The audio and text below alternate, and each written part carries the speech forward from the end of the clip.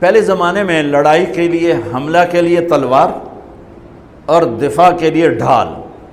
تو جنگجو لوگوں کے ایک ہاتھ میں ڈھال ہوتی تھی اور ایک ہاتھ میں تلوار ہوتی تھی.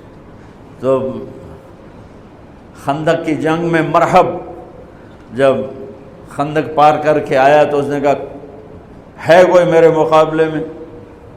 وہ سارے بیٹھ گئے، کوئی نہیں کھڑا ہو.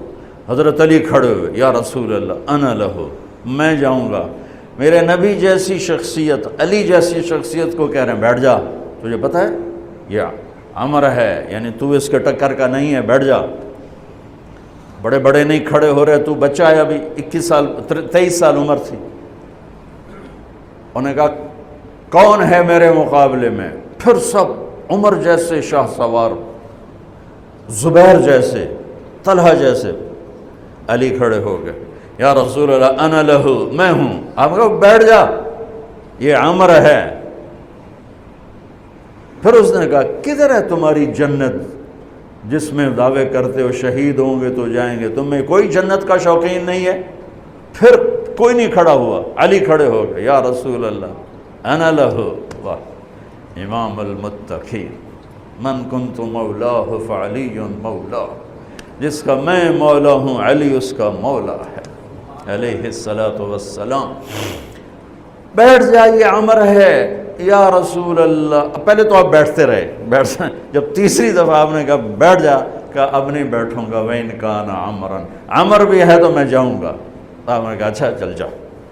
پھر آپ نے ان کے لیے دعا کی. اب ان کے ایک ہاتھ میں انا الذی سمتنی امی حیدرا کلیث غابات کریہ المنظرا اوفیہمی بالساء کیل السندرا. یہ شعر پڑھتے ہوئے جا رہے تھے. میں ہوں جس کا نام اس کی ماں نے حیدر رکھا ہے. حیدر شعر کو کہتے ہیں، شعر، اس لیے آپ کو حیدر کرار، کرار کہتے ہیں پلٹ پلٹ کے حملہ کرنے والا. تو آپ کا لقب تھا وہ شعر جو پلٹ پلٹ کے حملہ کرے اور سامنے کسی کو نہ چھوڑے. تو جب آپ پہنچے تو آپ بچے سے، وہ 100 لڑائیاں لڑ چکا تھا، تو کہنے لگا کون ہو؟ کہا میں علی ہوں. چہرہ تو چھپایا ہوا تھا. کہنے لگا علی بن عبد المطلب، آپ کے دادے کا نام لیا. مطلب کے بیٹے، عبد المطلب کے بیٹے علی. آپ نے کہا نہیں، بن ابی طالب، میں ابو طالب کا بیٹا علی. کہا ارے بھتیجے تو کہاں سے آ گیا، جا جا واپس، تجھے مارنا مجھے چنگا ہی نہیں لگتا. یعنی وہ ایسے یقین پر ہے کہ بھائی بچے نو تو میں مروڑ دیونا ہے. تو دوسرا قرابت رشتہ نکل آیا. کہا نہیں نہیں نہیں نہیں، محمد سے کہو کوئی اور آئے. انہوں نے کہا میں ہی تینوں کافی ہاں. کہا میں تجھے مارنا نہیں چاہتا. علی نے کہا پر میں تو تجھے مارنا چاہتا ہوں. اس کو غصہ چڑھ گیا. اس نے آ کے جو ادھر کے وار کیا تو حضرت علی نے ڈھال پہ روکا. وہ میں بتا رہا ہوں کہ ڈھال کا تصور کیا ہے. اس پر یہ سارا واقعہ مجھے یاد ہے کہ دشمن کے وار کو ڈھال پہ روکا جاتا تھا. تو پھر اس میں جس کا داؤ پہلے لگ جاتا وہ پار ہو جاتا. تو اس نے 2-3 وار کیے، حضرت علی نے ڈھال پہ روکے. پھر اس نے جو ایک زور سے وار کیا تو اس نے ڈھال کو توڑ دیا اور کندھے پہ آ کے تلوار لگی اور کندھا زخمی ہو گیا. اب حیدر کرار بنا، پلٹ کے حملہ کرنے والا. زخمی شیر زیادہ غصے میں آتا ہے. حضرت علی نے جو پلٹ کے اس پہ وار کیا تو اس نے ڈھال آگے کی.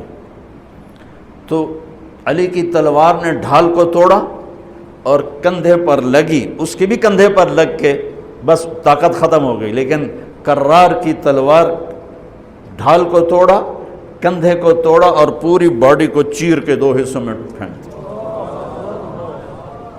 تو اس کی لاش پہ پاؤں رکھ کر کہا عبد الحجارۃ من صفاحت رأیہ وعبدت رب محمد بالصواب. یہ ہے پتھر کا پجاری اور میں ہوں رب محمد کا پجاری.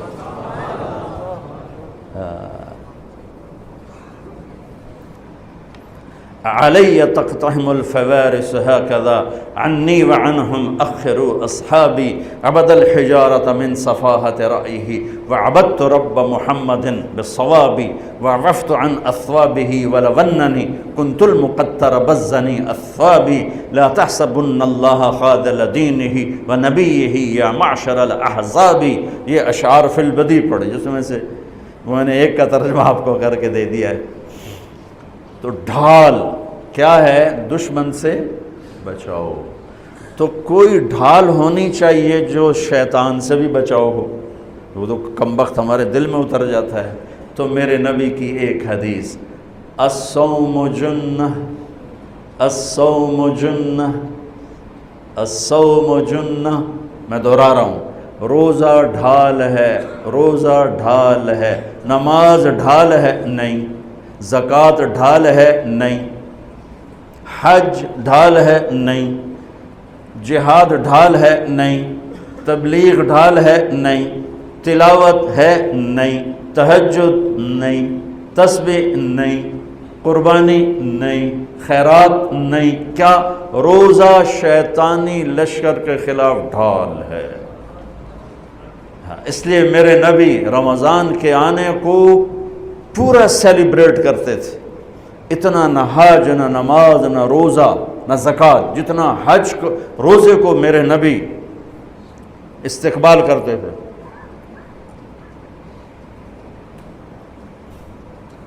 آپ ممبر پر کھڑے ہوئے، کہا وہ کون آ رہا ہے؟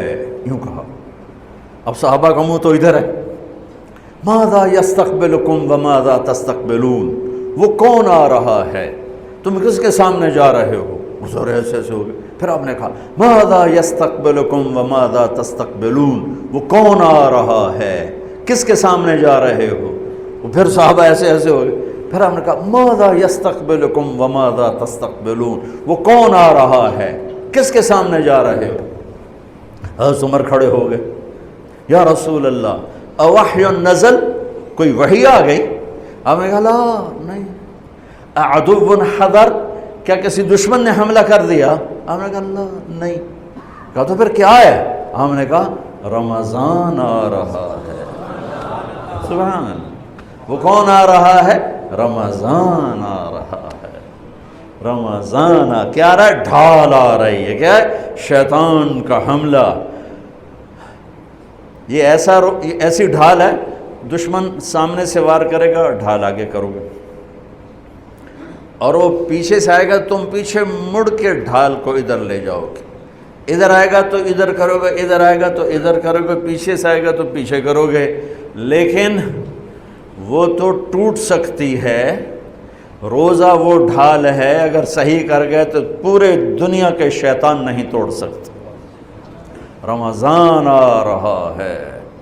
رجب سے اہتمام شروع ہو جاتا تھا، 2 مہینے پہلے رجب کا چاند دیکھتے ہی میرے نبی فرماتے اللہم بارک لنا فی رجب و شعبان وبلغنا الی رمضان، یا اللہ ہمارے رجب اور شعبان میں برکت دے دے اور ہمیں رمضان نصیب فرما، رمضان ہمارے مقدر فرما۔ اور رمضان کو میرے نبی نے جس طرح قرآن سے آباد کیا، سبحان اللہ،